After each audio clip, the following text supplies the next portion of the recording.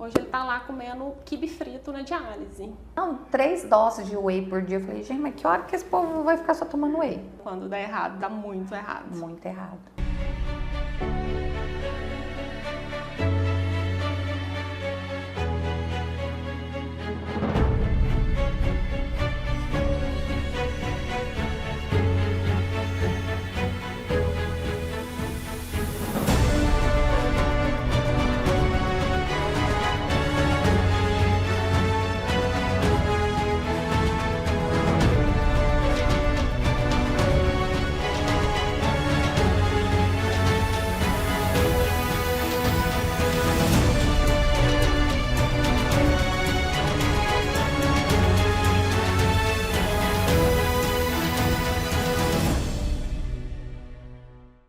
Olá, mais um podcast, o nosso 10º podcast, Saúde 360 graus, conversas que nutrem corpo e alma.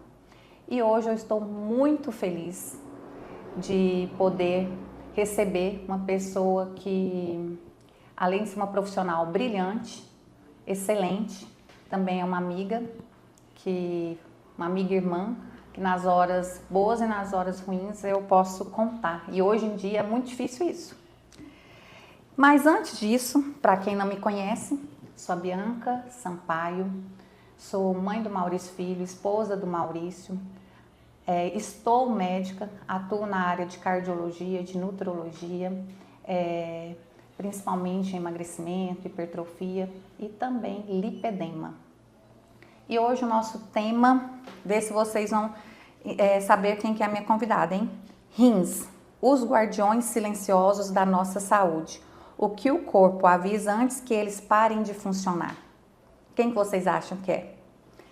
Na verdade, a minha convidada hoje é a doutora Ângela Assis, nefrologista, mãe do Murilo, do Miguel, esposa do Pedro, minha amiga, e estou muito feliz dela ter conseguido um tempinho lá para poder vir conversar com a gente.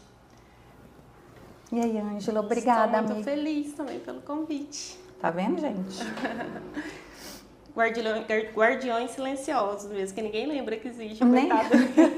Tá quietinho lá. Ninguém mas quando... lembra. Fala, nefrologista, faz o que mesmo? Até hoje eu ouço essa pergunta. E engraçado que quando fala assim, realmente silencioso, mas quando eles fazem qualquer coisinha é um estrago danado. A gente brinca quando peteca de vez. Então, quando dá errado, dá muito errado. Muito errado. E antes de começar a primeira pergunta aí para doutora Ângela, eu queria falar, né, onde que a Ângela, se vocês quiserem uma médica, né, igual eu falei, que eu indico, que é excepcional, nefrologista, o que é nefrologista, né? Que atua nos rins. Ela vai explicar um pouco melhor. Ela atende na Inefro, aqui em Ceres, então, se precisarem. Mas também, no final, nós vamos ter o link, ter o Instagram da doutora Ângela, para vocês poderem conhecer um pouquinho da vida dela. E, principalmente, lá no Instagram, ela fala muitas dicas, muita coisa sobre os rins. E vamos lá, né, Ângela? Vamos lá. Vamos falar um pouco de você. Eu sei que você é um pouquinho mais quietinha, né? Não gosta muito de... Mas vamos falar de você. Vamos falar. O que você, o que você quer saber que você já não saiba? O que você não sabe ainda da minha vida? Diga. Como foi a sua chegada em Ceres? Há quanto tempo? E o que te levou a fazer nefrologia? Certo. Então, eu não conhecia Ceres, na verdade, né? Tem muitos anos que eu vim pra cá, desde 2010. Então, são 15 anos, Ceresina já agora. Por que eu vim parar aqui? Foi um convite. Aqui tem uma clínica de hemodiálise, chama Inefro. Funciona já tem uns 18, 19 anos, por aí. Já teve outros nefrologistas antes de mim. E estavam passando por uma situação que eles estavam sem profissional. E um dos donos, eu não sou dona da clínica, mas um dos donos descobriu que eu estava morando em São Paulo, mas que eu era goiana, e fez um convite para vir. Então, eu estava em São Paulo porque eu fiz residência lá. Eu morei 5 anos em Campinas, né? Eu fiz 4 anos de residência, 2 anos de clínica médica, 2 anos de nefrologia na Unicamp. E por tendência da vida, a gente vai ficando onde que a gente estuda. Então, minha tendência foi continuar morando lá, morei 1 ano lá. E coisa de Deus, né? Recebi o convite, fiquei muito reticente, mas eu percebi que talvez era hora de voltar perto da minha mãe e do meu pai, por questões de saúde, de família mesmo, e foi muito bom, assim, ter vindo. Então foi assim que eu parei em Séries, não tinha parente nenhum, não conhecia ninguém nessa cidade. Aí me conheceu, ficou. Foi uma das primeiras pessoas que eu conheci mesmo. Lá na Intervidas, dava plantão lá na época, plantão. Né? Na época das vacas magras, a Bianca dava plantão. Ai, gente, da Intervidas. Mal sabe ela. E aí a gente conheceu, né, naquela época, então foi por isso que eu vim pra Séries, porque foi um convite. E fui ficando, na verdade eu sou dessas, né, de vestir a camisa. Vestiu. Então eu já tive outros convites para mudar, já tive outros convites para morar em outras cidades lá no início, mas foi um compromisso que eu fiz, eu não ia deixar de lado. E nessa brincadeira já foi muito tempo e acho que é difícil sair agora, né, com filhos, agora não tem jeito com marido, mais. É difícil. Agora já é Cerezinha. Aí porque eu escolhi a nefrologia, esqueci de responder essa parte. Bem, eu acho que foi por conta do serviço de residência que eu fiz. Como lá na Unicamp, a nefrologia é muito bem estruturada, lá tem serviço de transplante renal, então ninguém passa ileso quando roda na nefrologia. E eu, como eu fiz clínica médica, nosso mês de nefrologia, a gente, na verdade, mais de um mês até, mesmo como residente clínica, a gente fazia muita coisa pela nefrologia, desde o início de ambulatório até transplante, até tudo, então era muito envolvente a especialidade. E na nefro a gente vê de tudo, né? Todos os tipos de doenças passam pela nefrologia, todo tipo de doença pode dar doença renal. Então a gente acaba que, quem gosta de clínica médica gosta de nefro normalmente. Então eu acho que foi muito do serviço que foi me envolvendo, e quando eu terminei residente de clínica médica, quando eu pensei em tudo que eu já tinha passado, foi o que mais me atraiu. Porque a gente pode trabalhar dentro de uma UTI, a gente pode trabalhar dentro do consultório, com clínica de diálise, quem quiser pode trabalhar com serviço de transplante. Então tem um leque muito grande de atuação. E como equilibrar? Igual eu falei, né, quando a Ângela ela tem 2 filhos, como equilibrar maternidade, casamento e medicina? A gente faz o que pode. Ela tá aqui, gente, mas a sacolinha de academia tá bem ali. Tá dentro do carro, né? A gente faz o que pode, assim, né? Eu entendo que a vida tem que seguir, a gente tem que trabalhar, a gente tem que cuidar dos filhos, a gente tem que se cuidar e a gente faz o que pode. Eu tenho uma grande sorte, que eu tenho uma rede de apoio enorme, assim, né? De família, de amigos, então eu posso contar com muita gente, assim, na hora do sufoco, eu tenho que correr ali e esse final de semana eu tô de plantão. Eu tenho quem cuida dos meus meninos. Hoje eu quero me divertir, eu tenho quem cuida dos meus meninos. Então eu tento fazer o que eu posso, assim, sem peso na consciência. Isso é importante, e isso é importante que a Ângela falou, esse sem peso na consciência, porque mãe, realmente, a gente fica com aquela tendência culpa, né? Culpa, né? Eterna. Não vou poder sair com meu esposo, não, só se for com os meninos, né? Mas, não, hoje é só nós dois, hoje, né, eu e meus amigos, né? E ter esse desprendimento não é ser uma má mãe, pelo contrário. Se você tá bem, consequentemente, isso daí... Os filhos estão bem. Os filhos estão bem. Mas vamos começar com os guardiões. Os guardiões.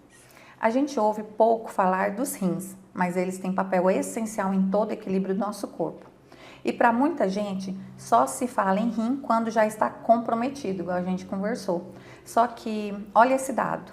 Cerca de 11% da população brasileira pode ter algum grau de doença renal crônica e nem saber. Me conta, qual é o papel real dos rins na nossa saúde e por que eles são tão silenciosos?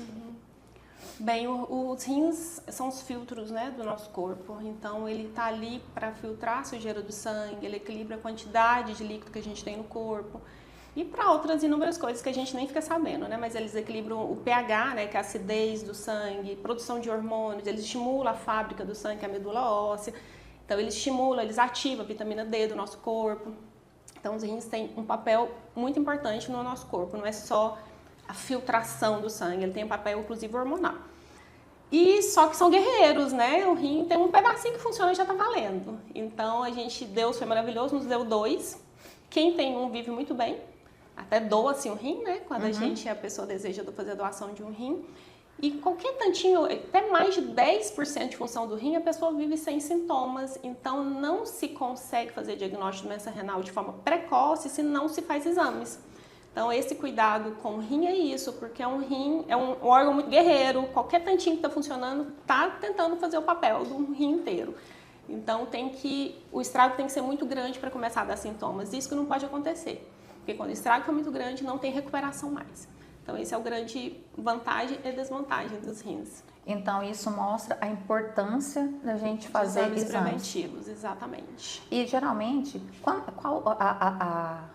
quando a gente faz esses exames, o que você sugere? Todo mundo que tem algum tipo de doença, como pressão alta, diabetes, ou tem doença familiar, o meu tio fez diálise, ou obesos, hoje a gente entende que a obesidade por si só é um fator de risco para doença renal, tem que fazer exame de rim, que é muito fácil e muito barato. Qualquer posto de saúde faz uma dosagem de creatinina, que é o exame para ver o funcionamento renal. Então, pacientes que têm alguma tendência a ter doença renal tem que fazer. Tem doenças genéticas, tem gente que tem na família, doença renal policística, então tem que fazer de forma preventiva. E mesmo a população geral, né, vai fazer o check-up anual, pede, lembra o médico de pedir o exame do rim. É muito fácil, é muito simples. E no caso, assim, quando, igual você falou, eles não estão funcionando, porque eles são guerreiros e aí, no caso, está funcionando pouco.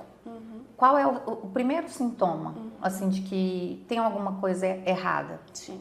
Pode começar a ter sintomas muito frustros, muito pequenos, tipo um pequeno inchaço, um aumento de pressão arterial, pode dar um pouquinho de falta de ar, pode dar uma anemia, então a pessoa fica um pouco descorada, o cabelo ruim, uma fraqueza, uma cãibra, uma fadiga, às vezes uma náusea, um enjoo. Então, não é incomum receber um paciente que foi ao gastro porque estava vomitando e descobre uma doença renal avançada. Ou um paciente que vem no cardiologista porque estava com pressão alta e, na verdade, tem uma doença renal. Então, os sintomas se misturam com outros. Muita gente confunde achando que vai ter uma dor nas costas. Então, eu recebo muito paciente que fala... Está doendo. Ah, não, mas meu cardiologista mandou vir aqui, mas eu não sinto nada, eu nem tenho dor. Falam, mas a doença renal não vai dar dor nas costas, né? É um ledo engano, assim. Isso eu tento mostrar muito para as pessoas. Falam, não espere doer nada, não é isso que você vai sentir quando seu rim parar de funcionar. A dor lombar é por outros motivos, mas não por conta do funcionamento inadequado do rim.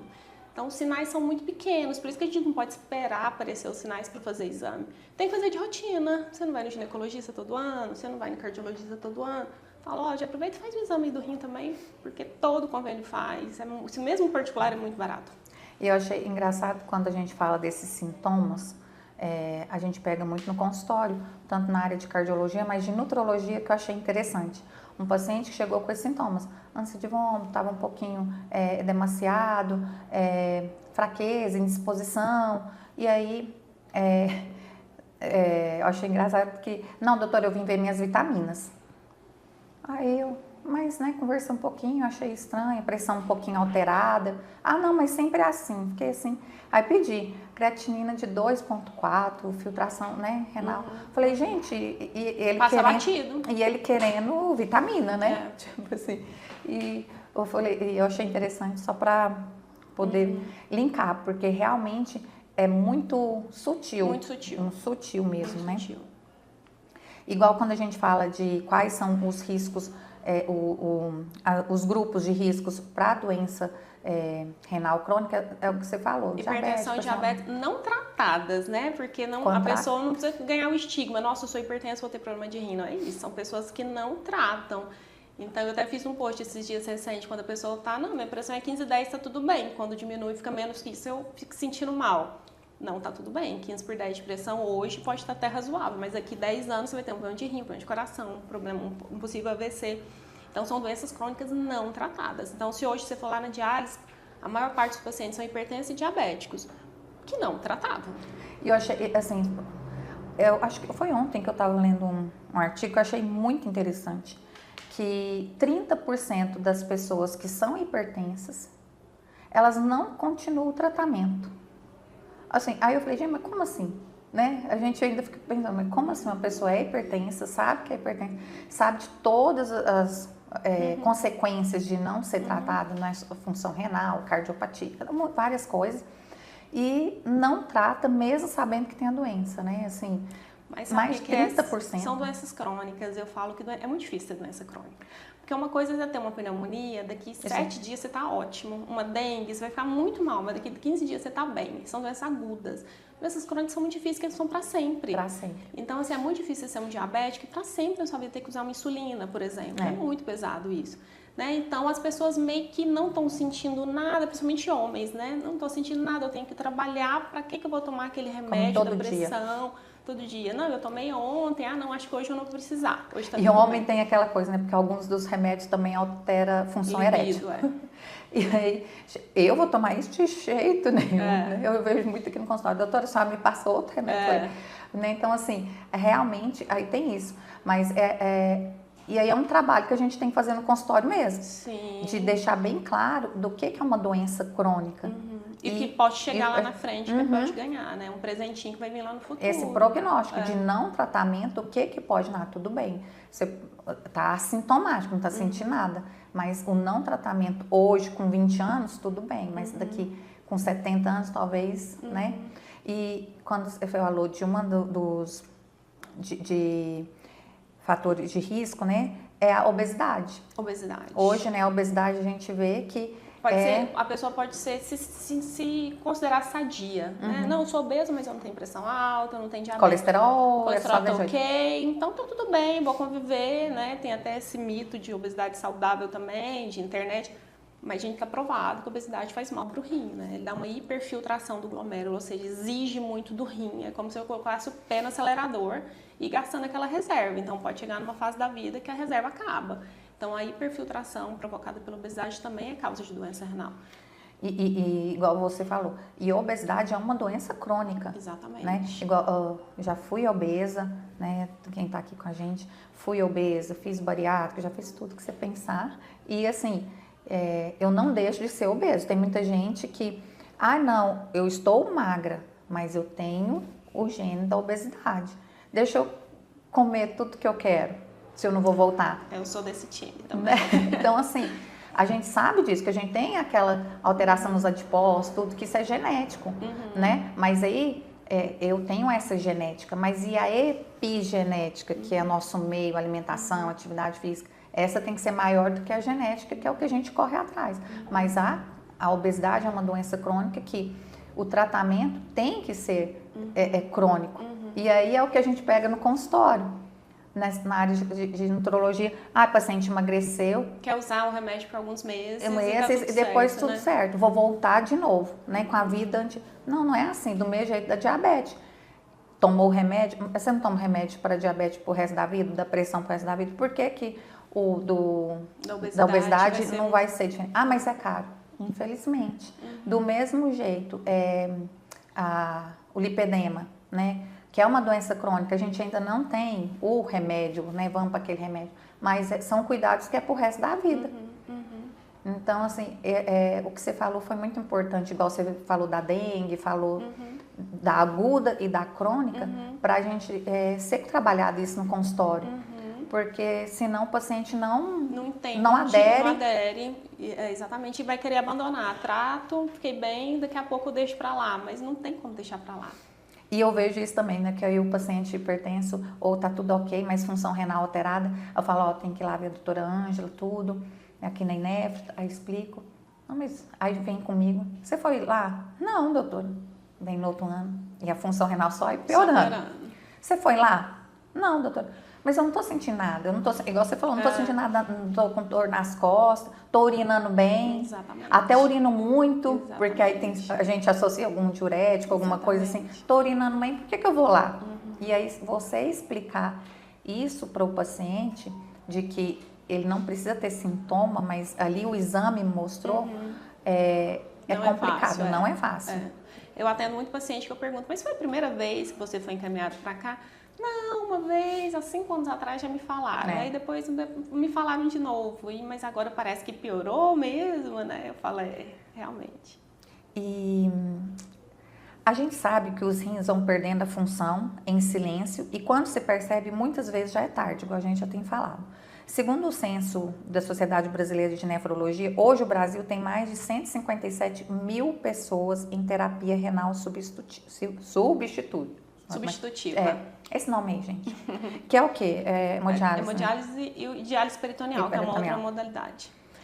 Ângela, aqui na clínica eu vejo pacientes que convivem com a hipertensão há anos sem perceber, e aí a gente vê, igual a gente está falando de que essa lesão sendo silenciosa.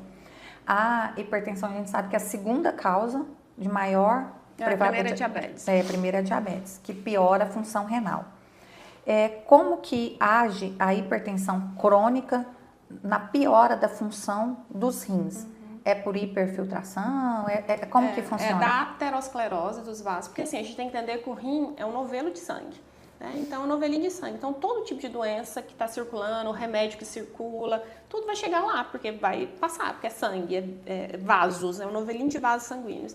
Então, a hipertensão vai machucando os vasos sanguíneos ali do rim, né? Da aterosclerose dos pequenos vasos, da hiperfiltração dos glomérulos, então modifica a estrutura do filtro que está lá dentro do rim. Então, tanto a hipertensão quanto a diabetes, mais ou menos o mesmo jeito, né? A alteração endotelial, tipo...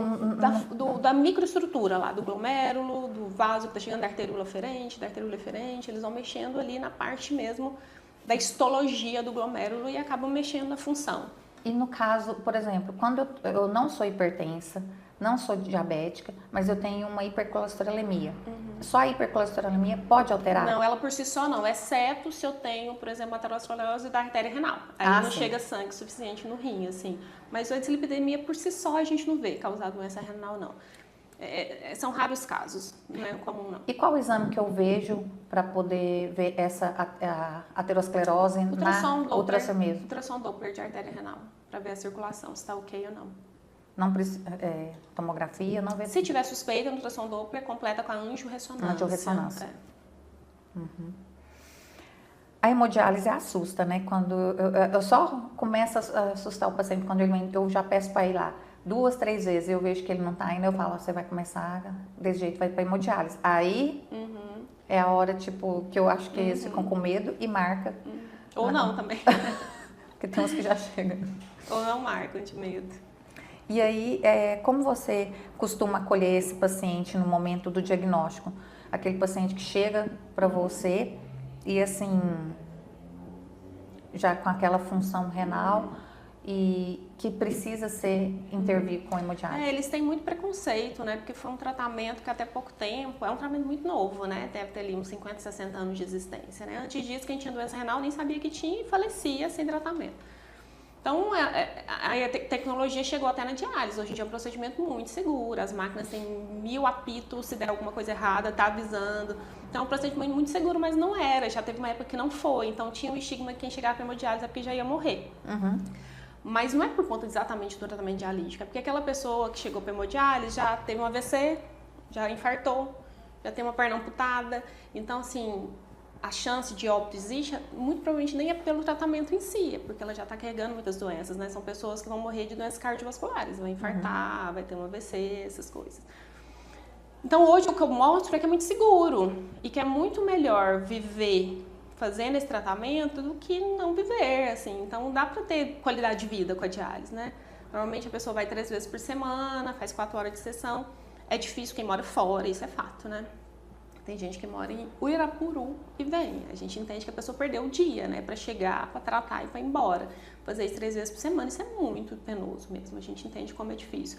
Mas quando eles entram, eles mudam a cabeça, assim. Eles falam, nossa, era isso, assim. Porque todo mundo acha que é um procedimento doloroso e não é doloroso. Só na hora da punção, né? Dos vasos. Mas não é doloroso, é um ambiente muito agradável, você vai estar seu colega ali conversando, eu falo que socializa, né? Diálise socializa. Tem muito idoso que vive sozinho em casa, chega lá, vai socializar, vai conversar, vai rir, vai lanchar, tem médico o tempo todo, tem enfermeiro o tempo todo, tem nutricionista, assistente social, psicólogo. Então, assim, é bem menos pesado do que as pessoas imaginam e muito mais seguro. Eu tenho paciente que faz diálise há quase 30 anos, né? Então, ninguém entra para diálise para morrer, entra para viver. Vive diferente, mas vive. Então, o que eu faço normalmente é pegar na mão do paciente, do familiar e falar, vem aqui dentro. Para conhecer. Eu levo lá na sala de diálise, mostro alguém que está fazendo, conto como é que foi, pergunto, falo, conversa com esse paciente. Tira suas dúvidas, o que você quer saber, pergunta o que você quer saber. Então, normalmente, o feedback é positivo. Então, eu tenho um paciente que entrou agora recentemente, que ele é fazendeiro aqui da nossa região, e ele estava muito receio. Hoje em dia, deve ter uns 2 meses, que ele melhorou tanto, porque melhora muito a pessoa, né? A pessoa fica muito mais disposta, controla a pressão, melhora o apetite, vive muito melhor. E aí ele leva um monte de melancia e doce para dar aquela alegria, porque, nossa, melhorei demais, se eu soubesse tinha feito isso antes, mas daí o que acontece? Passa o período da melhora e fica o período da estabilidade. Aí é a hora que começa a ficar, não vou sair daqui mais não, como é que eu vou fazer? Vai ser o resto da vida? E aí é a hora que a gente tem que discutir sobre transplante, né? O único jeito de sair da hemodiálise, que é o que a gente tem, né? Tem a diálise peritoneal também, que é uma outra modalidade que não tem aqui com a gente, é o transplante. Não são todas as pessoas que são candidatas, às vezes porque tem uma idade muito avançada, às vezes o coração não é bom. Então, mas o único jeito de sair é com o transplante. E o transplante hoje em Goiás é feito só Goiânia. Só Goiânia e é por via SUS. Via SUS. E aí você tem que pegar uma fila. Entra numa fila. E aí essa prioridade dessa fila não tem, assim... Não, é por questões genéticas mesmo, né? Então é conforme o HLA, que é a compatibilidade genética. Então não tem muito a ver se eu tô há 1 mês e fulano tá há 4 anos. Porque depende do que vai chegar. Porque o que vai vir. Então se for mais compatível, aquela pessoa estiver em boas condições para o transplante, pode ser que quem chegou depois vai ser chamado primeiro. Então é um processo muito sério, muito seguro, não tem... essas coisas que o pessoal fica pensando em mercado negro, fez porque fulano não tinha dinheiro, não, é um processo muito sério. E no caso, igual, quando a hemodiálise são 3 vezes na semana? Normalmente sim, tem particularidades, hoje a gente deixou de ser tão general e começou a ter particularidades. Não, tem paciente que urina bem, que está fazendo diálise, mas urina bem, e que é maneiro, é um senhor, né? Então a gente pode conversar, tentar ver se 2 vezes fica bem. Então hoje em dia tem umas particularidades, deixou de ser aquela coisa bem rígida que tinha de tá muito mais personalizado o tratamento. E quantos pacientes vocês têm lá na Inefro? Porque são 3 turnos. Não, são 2 turnos. 2 turnos na segunda, quarta e sexta e 2 turnos terça, quinta e sábado. Deve ter uns 150 hoje em dia. Fica aí, 150, cai um pouco, sobe um pouco, mas em média 150. Uhum. E as pessoas que chegam até você, aqui no Vale de São Patrício, é vocês na Inefro? A gente tem a gente aqui da Inefro, que sou eu e o Flauber, né, porque tem um limite máximo de paciente também por médico, né, eu não consigo acudir todo mundo. Aí eu tenho um super parceiro que é meu braço direito, que é o Flauber, que é tudo de bom também. Aí a gente tem aqui em Goianésia, que lá é o Dr. Robson, há muitos anos, e ele abriu também Uruaçu e Porangatu. Ah, tá. Então agora quando eu vim pra cá, só tinha aqui e Goianésia. E Goianésia. E, por exemplo, o paciente, ele também, para fazer hemodiálise, ele vem pelo SUS ou é particular? Ou é SUS ou é plano de saúde. Particular é inviável, é um procedimento muito caro, né? É porque 3 vezes na semana, é um procedimento muito caro, o tratamento é muito puxado para o paciente. Então aqui é pela... Ou é convênio ou é SUS. Mas o tratamento é igual, eu nem sei quem tem convênio e quem não tem. Então isso é coisa administrativa. Fica já... Mas porque tanto é que lá é tudo junto, né? Tipo assim, não tem essa diferença. O que facilita quando o paciente tem plano de saúde, às vezes eu pergunto, mas você tem? Porque daí se eu quero pedir um exame, às vezes é mais fácil, né? Porque a pessoa tem plano. Dependendo do SUS, às vezes demora. Mas enfim... paga-se o tratamento completamente, a pessoa é transportada pelo município, ela tem direito a ser transportada. Então, tem gente que quer vir de carro próprio? Tem, mas assim, não precisaria. Transportado tem todos os direitos. E uma equipe multiprofissional, né? Então, tem psicólogo, assistente social, nutricionista, enfermeiro. Então, é uma equipe muito completa. E igual nesse caso, quando estabiliza, igual você falou que aí não tanto tá melhor, aí vem a importância da psicóloga, né? Total. Muitos ficam ansiosos, né? Porque entendem que só está vivo por conta da máquina, eles falam isso, né? Não, mas eu só estou vivo por conta dessa máquina. Então é a hora que a equipe multi entra para tentar mostrar que está tudo bem aquilo, né? E ninguém vai... Tipo, é um tratamento que a gente está oferecendo e está tudo bem a pessoa viver daquela... Tem gente que depende de outros tipos de tratamento. Ali é uma hemodiálise, mas tem gente que depende de uma quimioterapia, por exemplo, né? Então tem várias doenças, assim, que são estigmatizadas.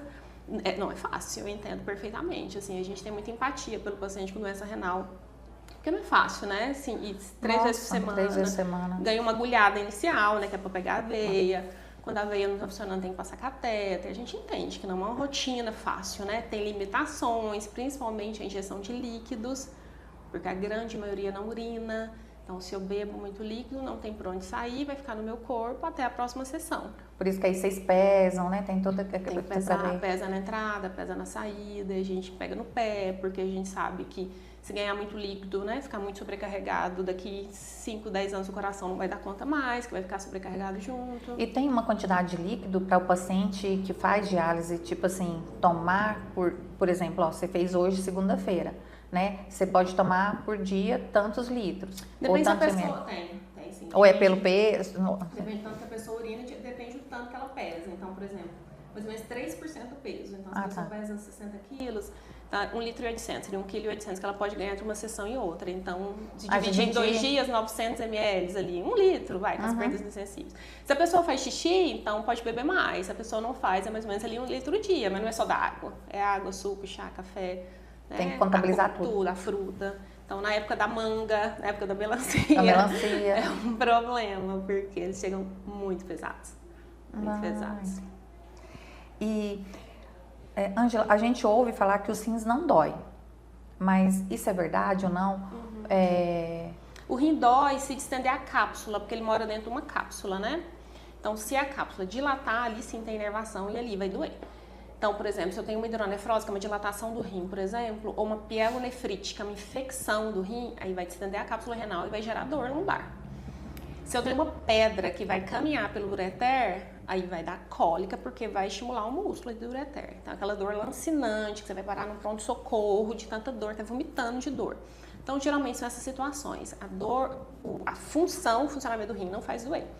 Então, quando um paciente vai para mim no consultório, por exemplo, procura espontânea. Por que você está aqui? Por dor lombar?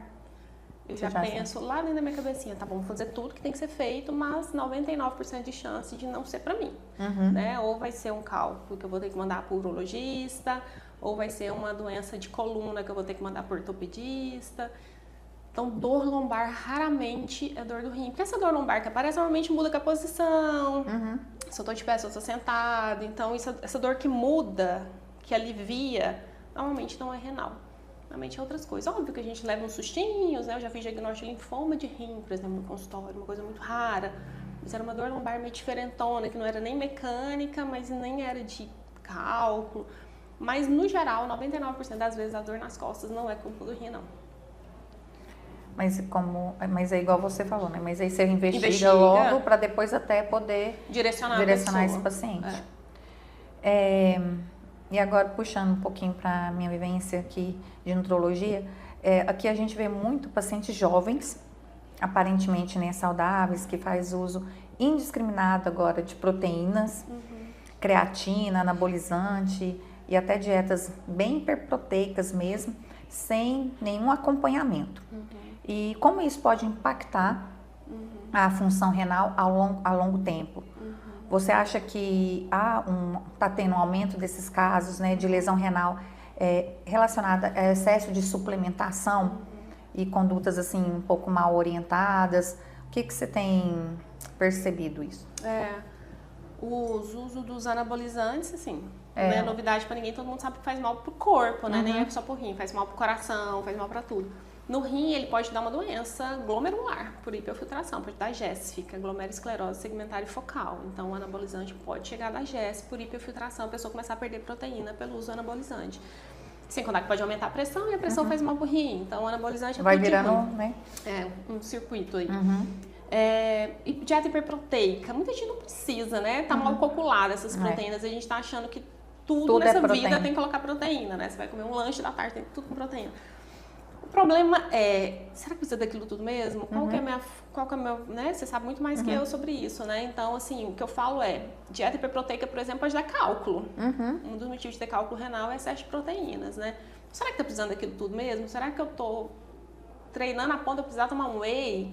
Por exemplo, eu treino, mas eu não tomo whey porque eu não preciso, porque eu só como bem proteína, assim. Você gosta de carne, gosto de carne, tem gente que não gosta, e tem que calcular a quantidade. Então, às vezes, eu acho que o pessoal tá pesando demais a mão, assim. Creatina, viu-se que não faz mal pro rim, graças a Deus, né? Fiz até um post sobre isso também. Não faz mal. Às vezes é interessante, ela pode aumentar, como é um metabólico, um precursor da creatinina, às vezes ela pode aumentar o valor da creatinina no exame. Então a gente pode levar um sustinho ali, uma pessoa que tem 1.2 e para 1.4, 1.5. meu Deus, será que meu rim tá ficando ruim? Não, a pessoa tá usando creatina e isso aumenta no exame, mas não significa que a pessoa tá perdendo o rim. Então tem outros exames alternativos até para ver isso. Então, será que aumentou mesmo? Dá pra pedir uma cistatina, que é uma coisa mais específica.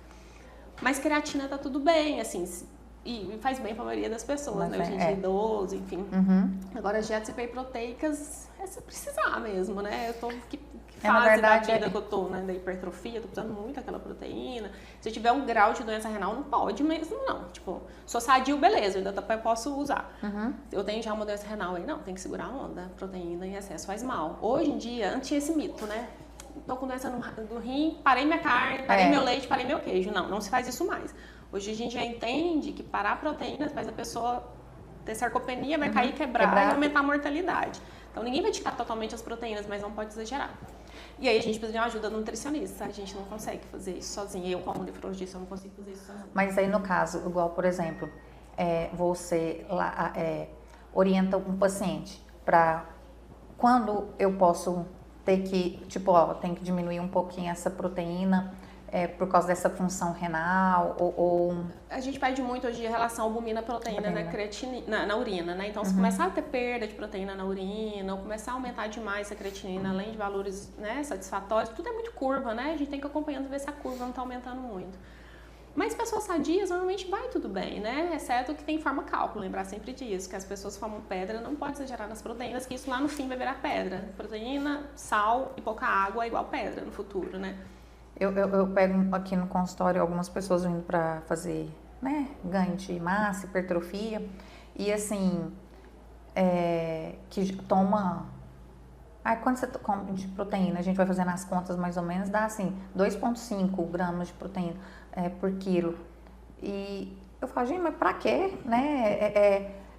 Aí sai um pouco do que é o certo, né? Sabe, assim, esse pesar a mão em algumas coisas, eu acho que não precisa, né? Ai, não, mas é uma hipertrofia, mas a custa de quê?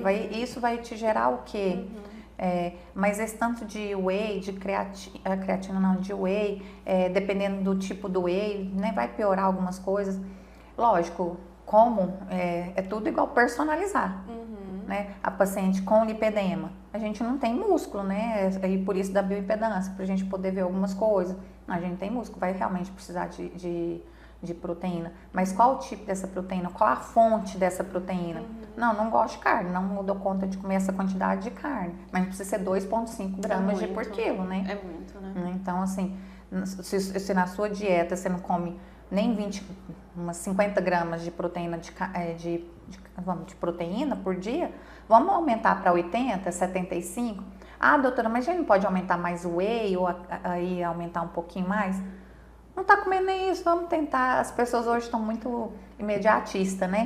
Eu fico vendo, gente, não, 3 doses de whey por dia. Eu falei, gente, mas que hora que esse povo vai ficar só tomando whey? Não é? No café. Qual o impacto, a importância realmente da água para a saúde renal? É até um mito, né? Você tem mesmo, né? No consultório, os acompanhantes ficam muito bravos com os pacientes. Falam, eu falei pra você que tinha que beber água. Óbvio, todo mundo tem que beber água, né? A gente funciona com água, pele, intestino, rim, mas não adianta estar com 16, 10 de pressão e bem hidratado, não adianta. Não é água que salva rim. Então seria muito simplório, né? Se resolver a vida com água. Assim, água é bom, é fundamental, é ideal. A gente tem que estar bem hidratado para evitar pedra, inclusive, renal, evitar infecções, né? Quanto mais água a gente bebe, menos chance de ter infecção urinária. Mas falando em funcionamento de rim, a gente tem que estar bem hidratado, isso é fato. Mas não justifica não fazer as outras coisas, que é controlar bem uma pressão, controlar bem o diabetes, não usar remédios que faz mais mal pro rim, fazer atividade física. Não engordar, estilo de vida saudável. Quem gosta de vida saudável, assim, tem que estar bem hidratado, é uma parte. Mas não vamos resolver todos os problemas da vida bebendo água, assim, é uma coisa importante para evitar essa polêmica, assim. Mas a gente vê muito idoso não sente sede, né? Nesse frio que tá fazendo, eles não tomam água.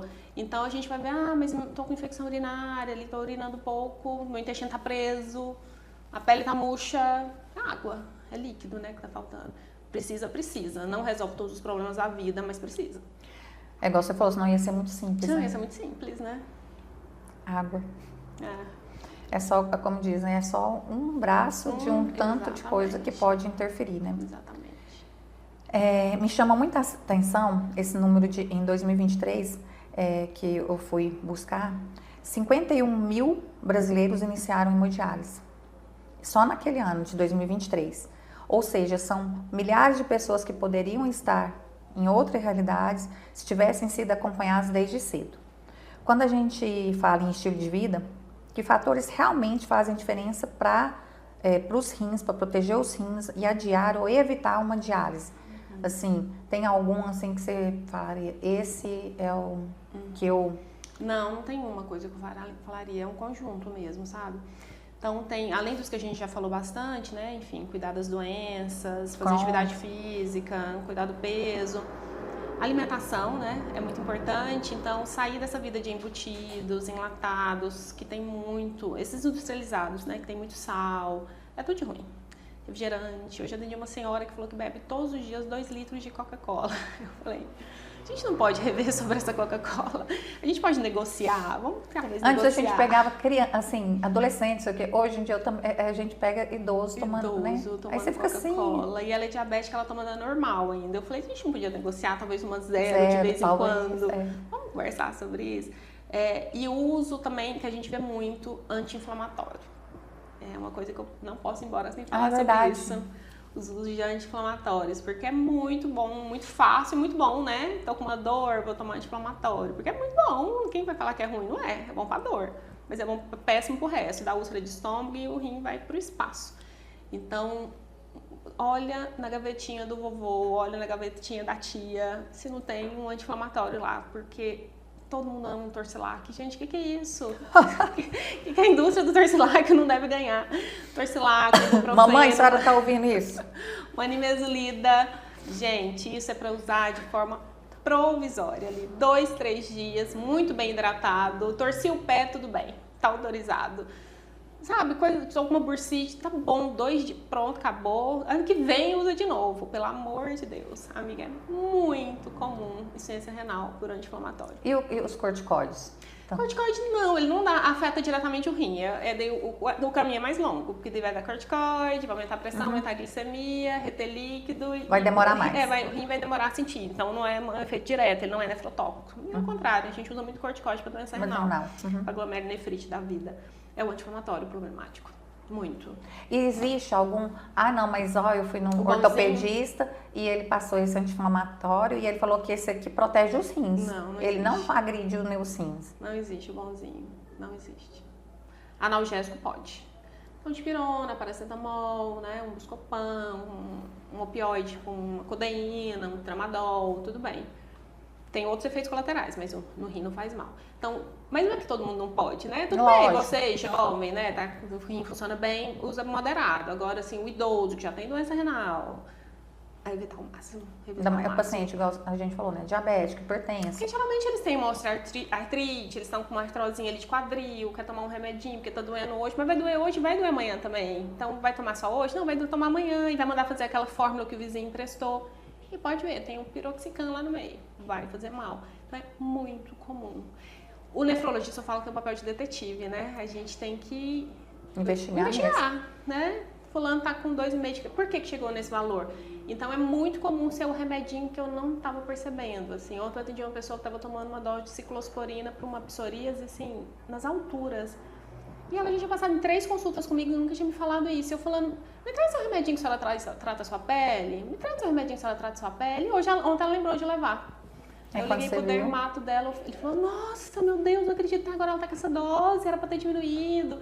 Então, assim, a gente faz papel de investigação, parece um detetive ali, vai vendo. Pega e tudo ela, da por gaveta. exemplo, com certeza vai melhorar o rim, porque a gente vai diminuir a dose do remédio.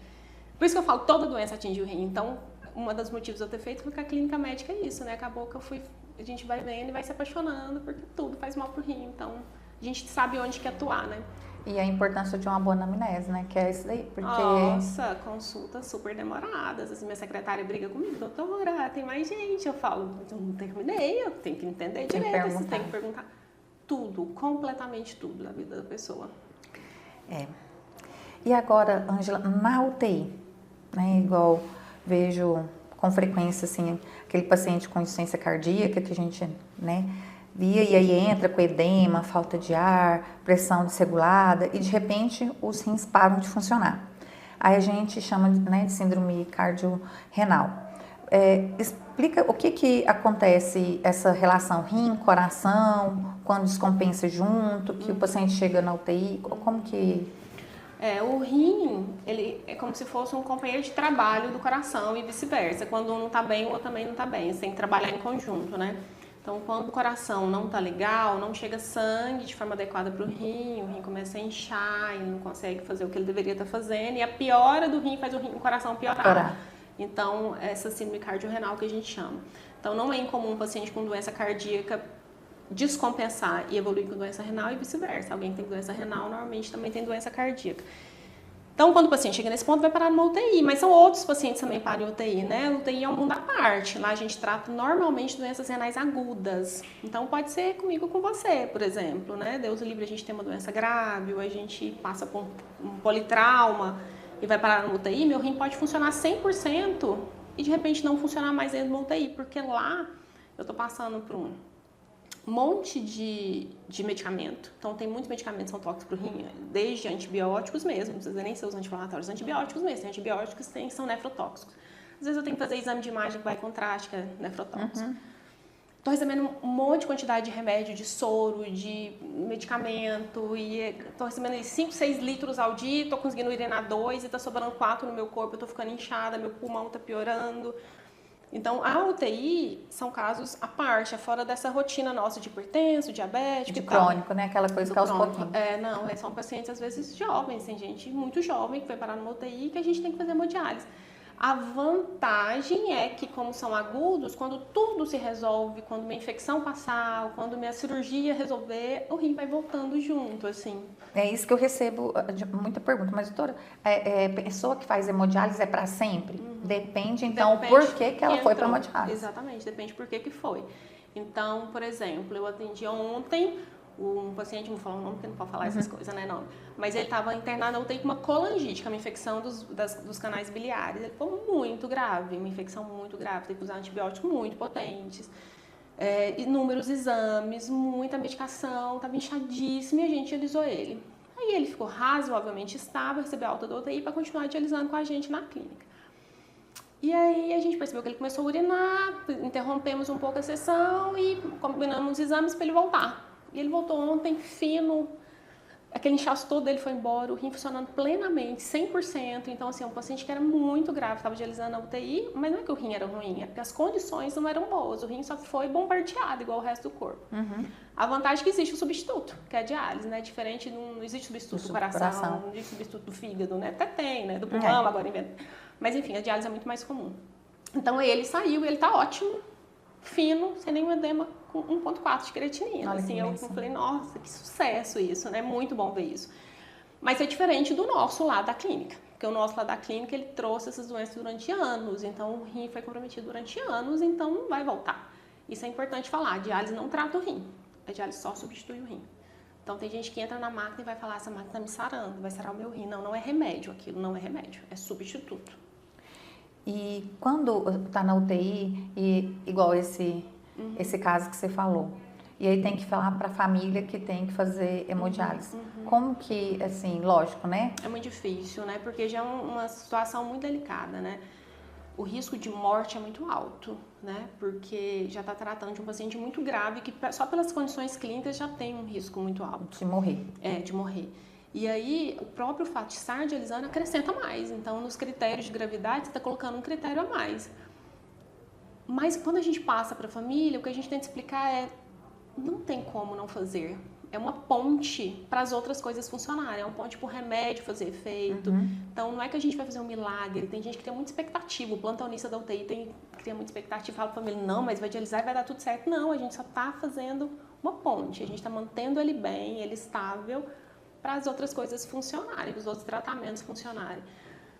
Mas a gente tem, assim, eu costumo dizer que eu e tanto meu colega também, o Flávio, a gente tem muita empatia, a gente tenta explicar da melhor forma, e nada atropelado, tudo muito bem explicado e autorizado. Ninguém vai fazer um procedimento sem autorização da família, sem ser muito bem explicado.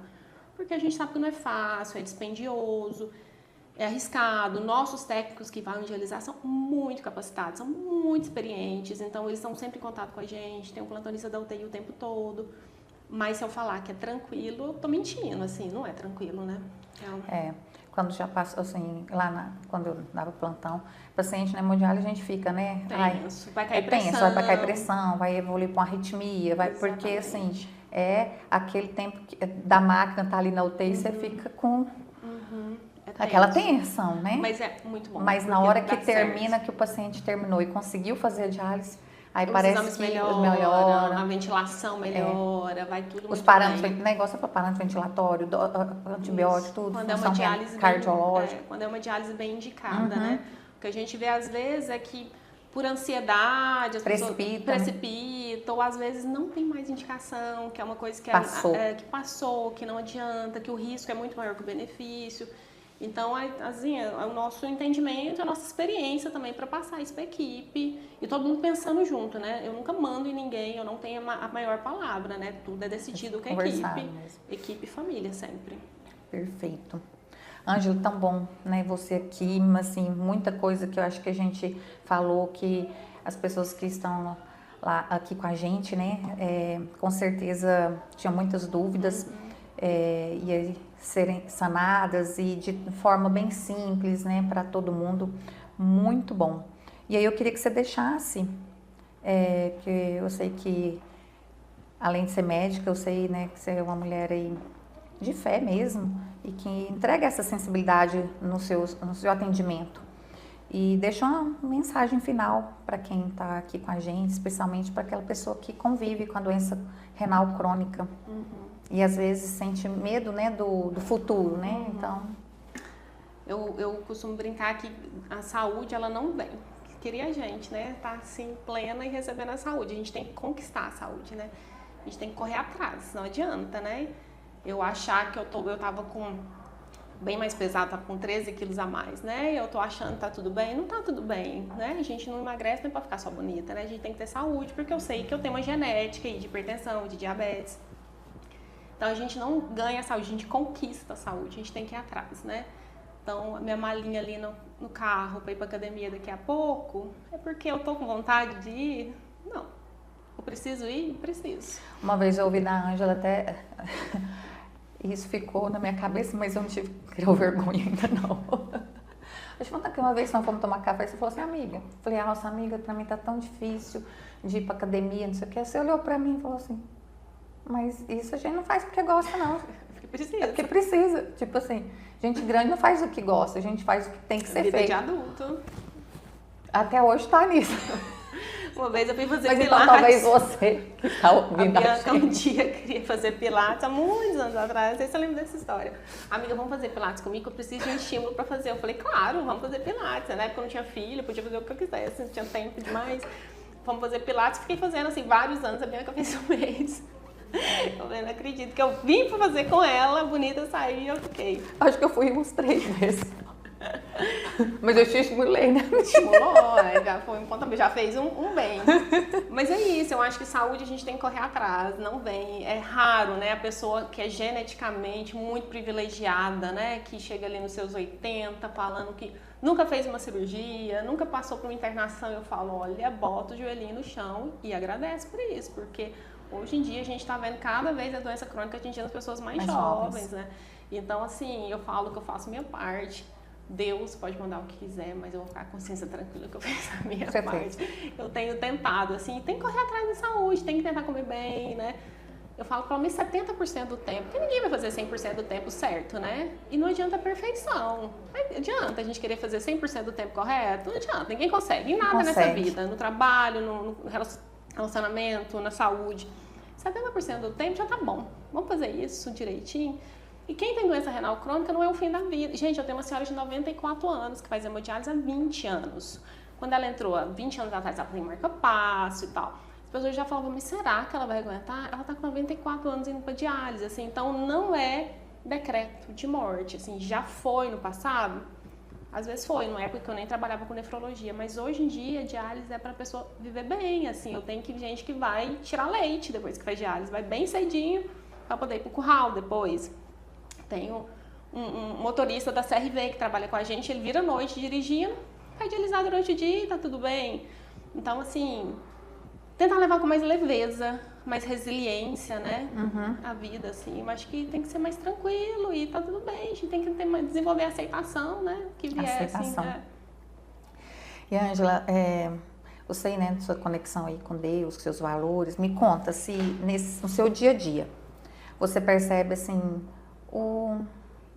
as maravilhas de Deus, o mover de Deus, assim, no trabalho, sabe? Toda hora. Assim, com os pacientes, alguma coisa assim.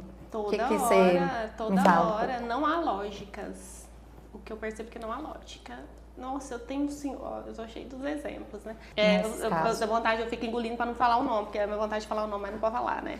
Depois o povo descobre e fica bravo com a gente. Eu tenho um paciente que estava na UTI, idoso, um problema de pulmão gravíssimo. Ele já tem ele trabalhava com amianto, então o pulmão dele já é péssimo, assim, internou com umas pneumonias horríveis, assim, teve várias paradas na UTI. Várias vezes que eu encontrava com a esposa dele na porta do hospital, a gente meio que se lamentando uma com a outra, meio que conformando uma a outra, de que ia dar errado, assim. A lógica era que ia dar tudo errado. Traqueostomia, 2 meses de UTI, pele e osso. Hoje ele tá lá comendo quibe frito na diálise. Ótimo. Olha que bênção.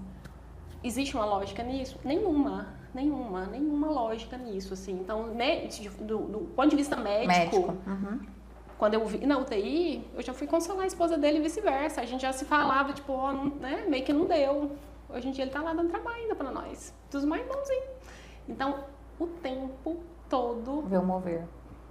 Desafiando a gente, assim. Por isso que eu falo, eu nunca jogo a toalha. Eu falo, até aqui a gente ainda consegue prever. Daqui em diante eu já não consigo prever mais não. Mas, assim, jogar a toalha a gente não joga, não. Porque é impressionante. A gente não sabe de nada. E coisas muito mais simples, às vezes, que a gente fala, não, tá tudo bem, daqui a pouco tá tudo ok. E a gente fala, nossa, não era o que eu tava prevendo, né? Deu tudo errado. Então, é diário. Eu falo que é impossível não acreditar em Deus, tá? Naquele mundo ali, porque é inacreditável, assim. Histórias trágicas, né? A gente lembra do ano passado, aquela história, aquele acidente, o pessoal lá de Itapaci. Mas também pessoas que, tipo, recebem um transplante. Ontem, de novo, né? Por exemplo, ontem um paciente nosso de Uruana que transplantou há 8 anos, foi lá visitar a gente.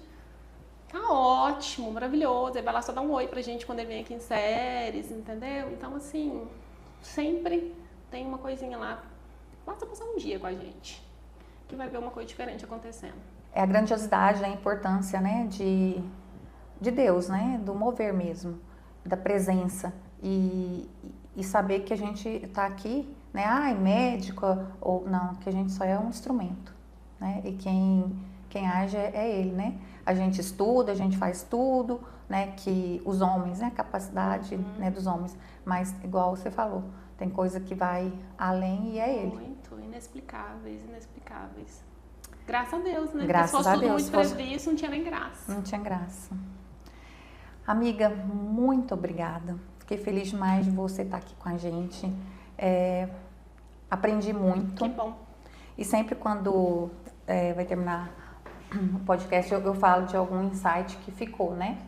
Assim, que eu aprendi também. Foi muita coisa, mas hoje o que foi um insight para mim, que eu acho que tem pesado muito nesse estudo, né? Que eu fico correndo para lá e para cá, estudando para cá, principalmente longevidade, nutrologia, a saúde, né? Como você falou. A saúde não vem de graça. A saúde você tem que correr atrás para você ter saúde. E essa saúde, igual você falou, de ir para academia, de ir para uma alimentação saudável, um sono, exames rotineiros, né? O nosso check-up. E aí, que são os pilares dessa saúde que a gente tem que conquistar, que ninguém faz 100%. Vamos fazer só 70%, mas são em todos os pilares, né? Quando a gente fala de 70%, igual a Ângela falou, é no seu relacionamento, é com seus filhos, é com a sua alimentação, é com a atividade física, é com sono, é com a sua conexão com Deus, né? Então, se você faz 70%, não tem como dar errado, né? É isso. É lógico que a gente consegue mais, outro um pouquinho menos, e aí vai equilibrando, né? Mas muito bom, obrigada, e que Deus te abençoe e continue te abençoando. Obrigada pelos esclarecimentos, e qualquer coisa eu grito, você sabe. Qualquer coisa a gente tá lá para acudir, né? Lá na INEF, não sei se vocês conhecem, fica ali ao lado da Intervida. Aqui em Ceres. Entre a Intervida e o Núcleo aqui em Ceres. O pessoal tem um pouco de cisma de ir lá, porque vê aquele movimento, eu falo que é minha feira. De gente entrando, gente saindo, muita gente, muita coisa acontecendo. Os pacientes, às vezes, de consultório ficam um pouco cismados. Eu falo, gente, tá tudo bem, né? Vocês estão aqui para não precisar. E se um dia precisar, precisa. E graças a Deus que tem, né? E eles falam, nossa, mas eles estavam sorrindo lá fora, brincando. Eu falo, eles vêm, brincam e sorriem, comem, descansam, assistem televisão. Tem gente que trabalha, traz o laptop e vai trabalhar. Tem gente que faz crochê. Tem gente que faz artesanato, tem gente que leva lanche pra gente. E é ótimo. É uma feira. É uma feira. É uma feira. Isso é muito bom, é um vucu-vucu. E então, se tiverem qualquer dúvida, quiserem... tem meu Instagram também. No Instagram. Agora, acho que tá a doutora Angela Cisnefro, uma coisa assim, porque é recente. Mas vai ter aqui embaixo. Vai ter lá, né? Vai ter lá. Agora a gente está começando a tentar, numa linguagem muito acessível, falar igual a gente conversou aqui, né? Para tentar passar essa informação. A gente quer ver menos pessoas sofrendo. A população está envelhecendo, né? Então a gente sabe que as doenças estão se prolongando também, né? Então, às vezes, aquele vô que falecia aos 70 anos de doença do coração, hoje vai viver até 90. E provavelmente o rim talvez não aguente até lá, né? E a gente está aqui para tentar ajudar para fazer aguentar. Hoje em dia a nefrologia está desenvolvendo muito, tem muita medicação nova no mercado. Os remédios para obesidade fazem bem para o rim também. Então tem muita coisa nova que dá para usar. Graças a Deus está evoluindo muito. Então, e qualquer dúvida, seguem a doutora Ângela, ela está aqui no INEFRA, ela tem o consultório dela. Então, é só agradecer. Eu que agradeço. E obrigada a vocês por estarem aqui com a gente. E se você quer algum convidado, conversar sobre algum assunto, manda pra gente algumas sugestões, perguntas, nós estamos à disposição. E é só fazer parte da nossa família podcast Saúde 360 Graus. Conversas que nutrem corpo e alma. Fiquem com Deus.